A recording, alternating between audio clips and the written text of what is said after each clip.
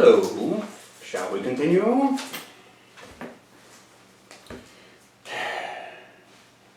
Did you really once scare a bonehead so bad that he pissed his pants?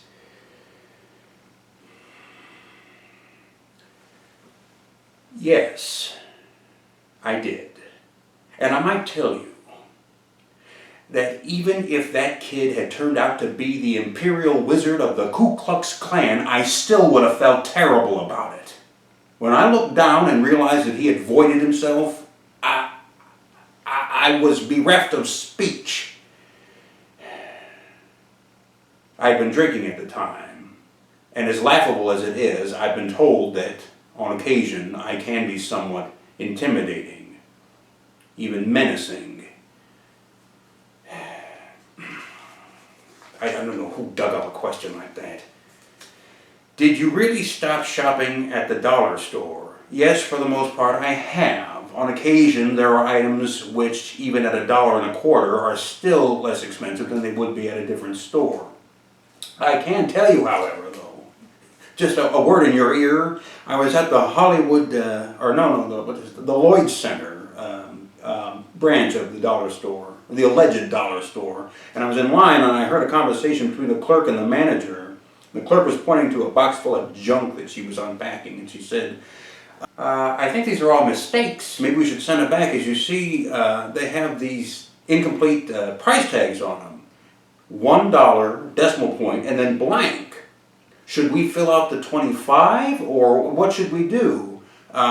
Is this a misprint? Should we in fact send them back?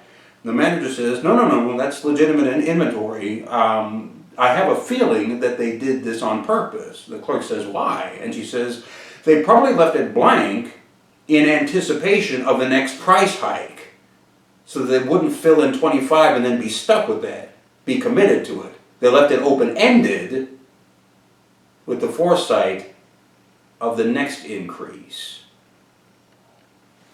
Good thinking. Very good thinking there. So, consider yourselves forewarned.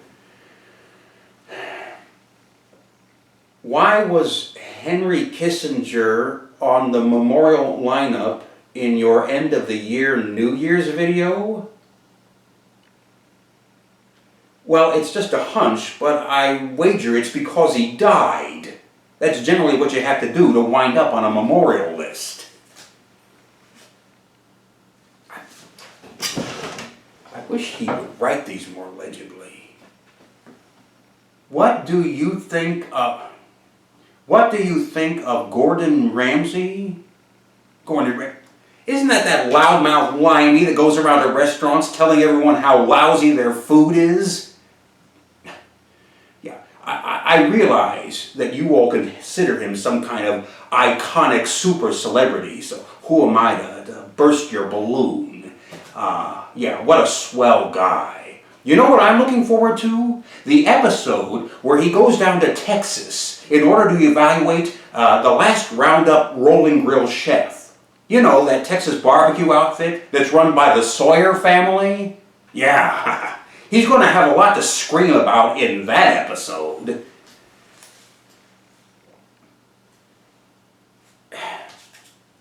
In your 60-second videos, why were you wearing two different kinds of cufflinks?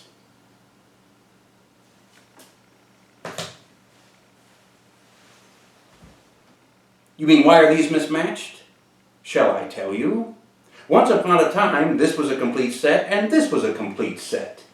And then one day, if I remember correctly, in a perfectly understandable, rational fashion, I was having a calm, collected conversation with one of you jackasses, and in order to make a point, I started pounding my fist, and the cufflink broke.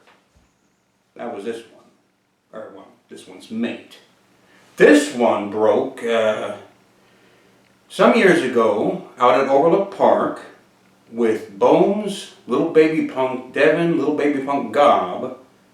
All four of us were playing on the merry-go-round, and they got it spinning so fast that I went flying off. And I landed in such a way that I twisted my hand so I wouldn't spill my 40, and slammed down and the cufflink snapped in half. And I hung on to the two pieces, and then one of your other cousins, who shall remain nameless, went around saying that she had enrolled in some kind of metalworking class up at the college, and that if anyone had any broken jewelry, that she was the one who could repair it for them. So trustingly, I gave those broken cufflinks to her, and of course I never saw them again. So these two were rattling around, and it occurred to me, well, they're mismatched, but they kind of match, so I will just go ahead and give a sort of sartorial shout out to the two missing links, and the legacy continues. There you go.